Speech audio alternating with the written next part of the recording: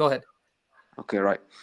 So as a Christian, so we believe that the angel Jibril went down to Prophet Muhammad. But as a Christian, what do you believe happened?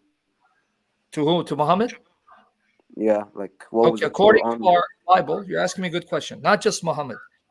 Anyone who comes claiming to be a prophet, like Joseph Smith in America, the Mormon Church, or Ellen G. White, who thought she was a prophet. Anyone who comes saying they're a prophet, who then spreads a message that contradicts what Jesus taught and his followers taught, that prophet is not from God. He's deceived by Satan. And I can give you the verses. So if I don't think the Bible's corrupt, this is why you Muslims have to say the Bible's corrupt.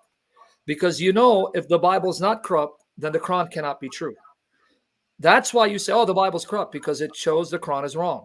But if the Bible is not corrupt, and the Bible came before the Quran, that means any scripture, whether the Book of Mormon or the Quran, cannot be from the true God, because if the true God gave you the Bible, and then someone comes contradicting the Bible, then he's not from God, he's from the devil.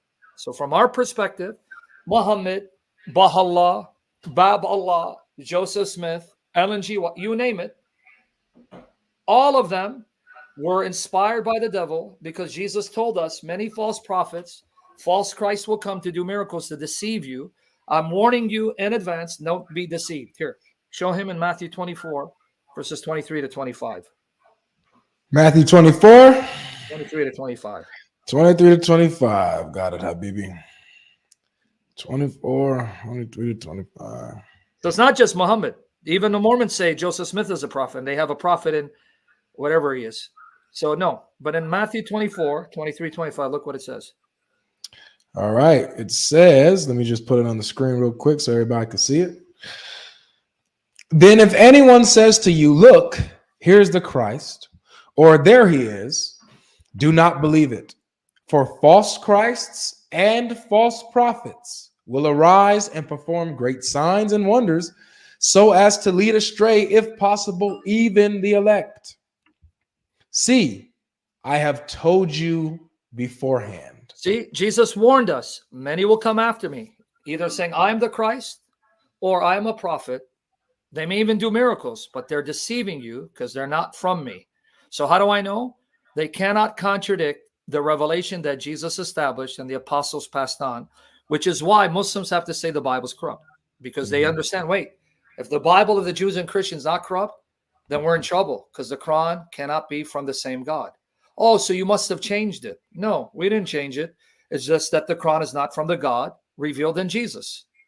And now, according to the Bible, Muhammad is not only a false prophet, he's an antichrist. Can I show you that?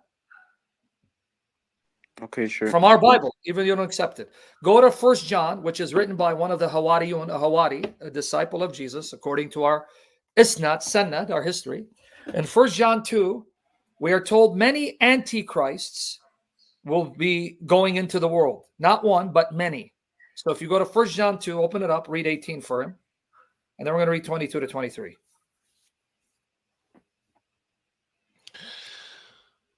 First John chapter 2, verse 18 says, children, it is the last hour.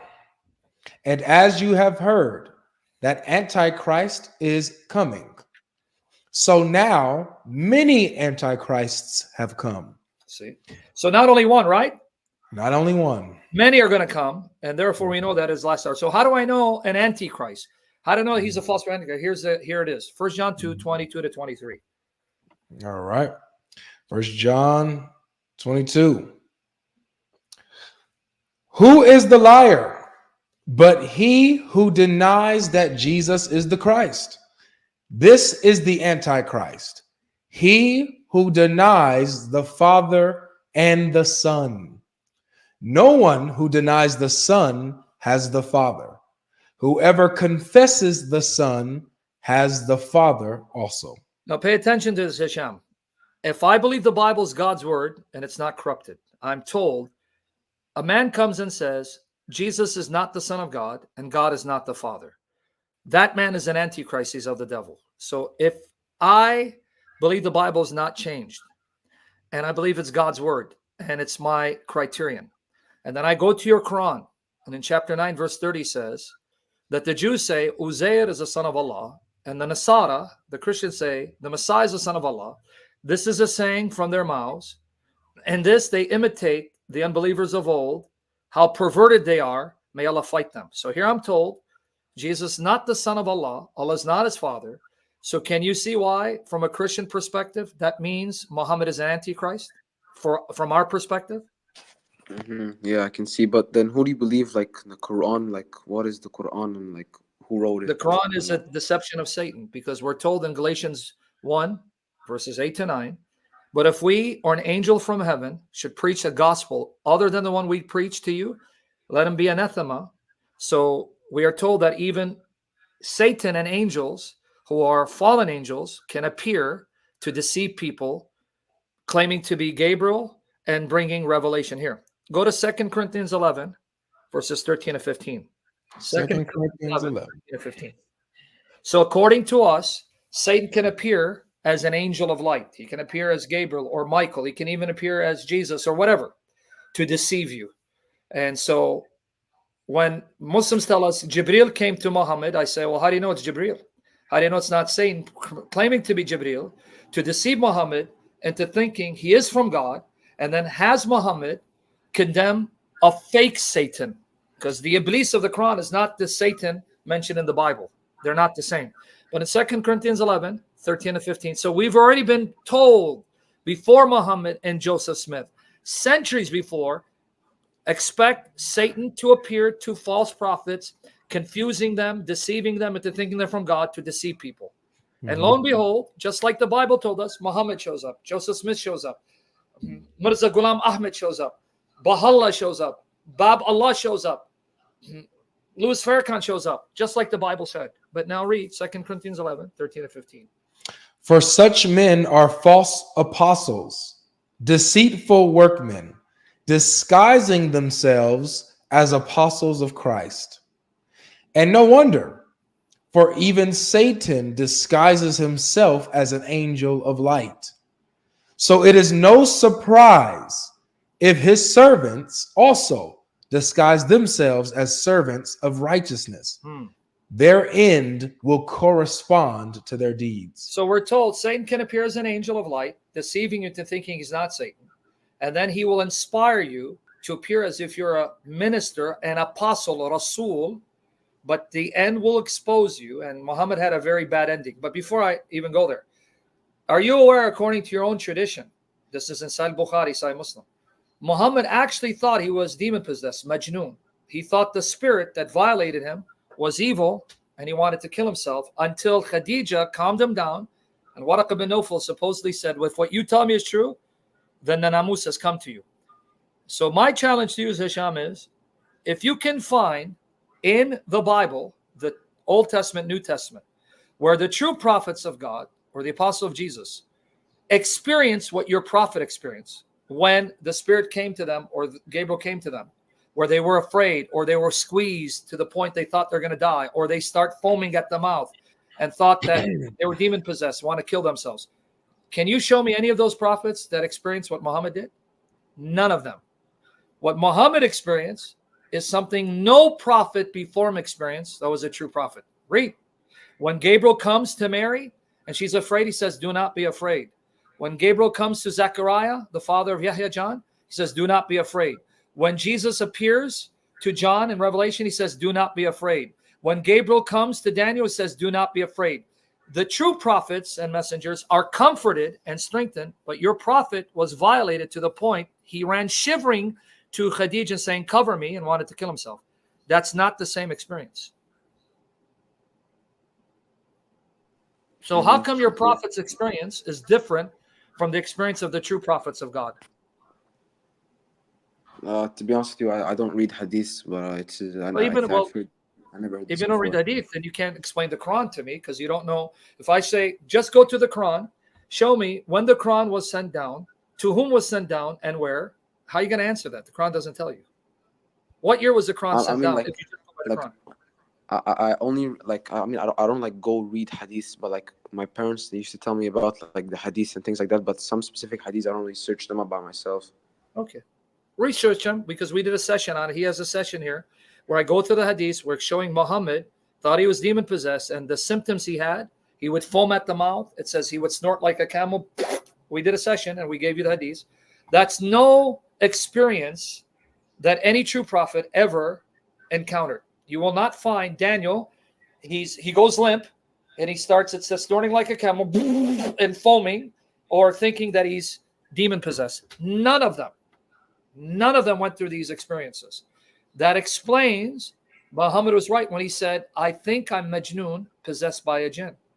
Sadly, he was right.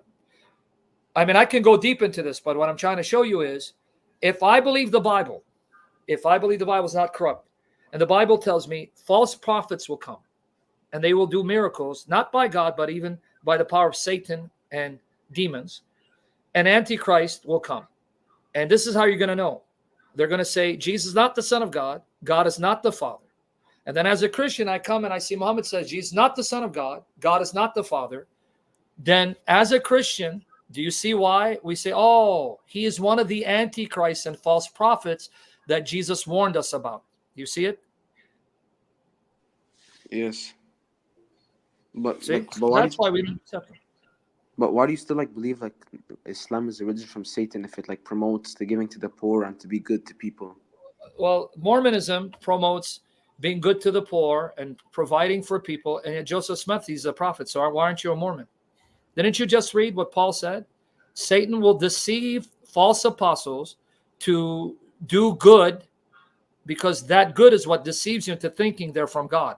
We just read it, 2 Corinthians 11, 13 and 15, that Satan's ministers will appear as if they're righteous.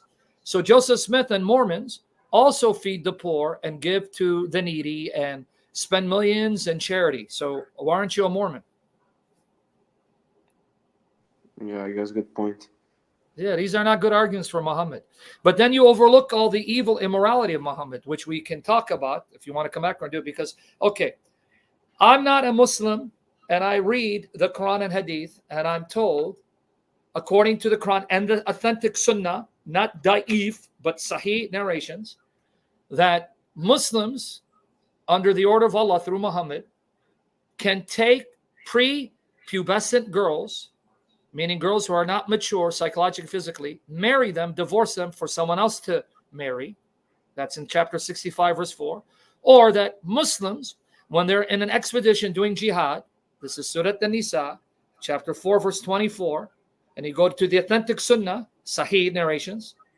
I'm just giving you, we can come back and I'll give you all the evidence, but just things for you to check and go watch and see if we're lying. That if you attack a village, you take women captive, and even married women, you can have sex with them, even the married women, and then sell them. This is what we call rape and adultery. You don't have to marry them. You don't have to set them free. You enslave them. You can have sex with them, even if their husbands are alive, and then sell them. This is called rape and adultery. So if I'm a Christian and I see this, and I see the teachings of Jesus and Paul and Peter, and see how pure and holy these commands are, and you keep telling me about the good that Muhammad did, but ignore the bad he did, I look at them and said, if anyone were to come to my daughter and kidnap my daughter or enslave my daughter and rape her, I will do everything I can to do something to that person and pray that God damns that person to hell. I would never follow such a person. But that's what you're telling us to do. I mean, Okay, be but- honest with me. Go ahead, yeah? Go ahead. You were saying something. But you said Prophet Muhammad married the 9-year-old girl, right? Yep, that's in your but- authentic but- sources. That's not me. But puberty basically starts for girls around 8 to 13. No, So at that not time, at 8. No, that's Sorry? very rare and that's not normal. But let's go with your logic. So a 9-year-old reaches puberty. Are you saying a 9-year-old playing with dolls and on swings? That's what Bukhari and Muslim say. Sahih Bukhari, Sahih Muslim says that Aisha was playing with dolls and on swings. She's psychologically prepared to have a 54-year-old man mounting her. Be serious with yourself, man. Listen to what you're saying to me. Even if she reached puberty, how does that justify a 54-year-old man? It says she was taken to his house while still having her dolls. She still had her dolls. And she sees a grown man old enough to be her grandfather, not her father, grandfather, fully naked. And she sees a man with an erect private part and he's about to then mount her and deflower her. That does not bother you? I'll be honest to God, that does not bother you? Yes. If a 54-year-old man took my 13-year-old daughter, she's 13, not 9, you're going to have to stop me from killing him and going to jail. You're going to have to kill me. Be honest with the conscience, because you're created in the image of God, though you have sin.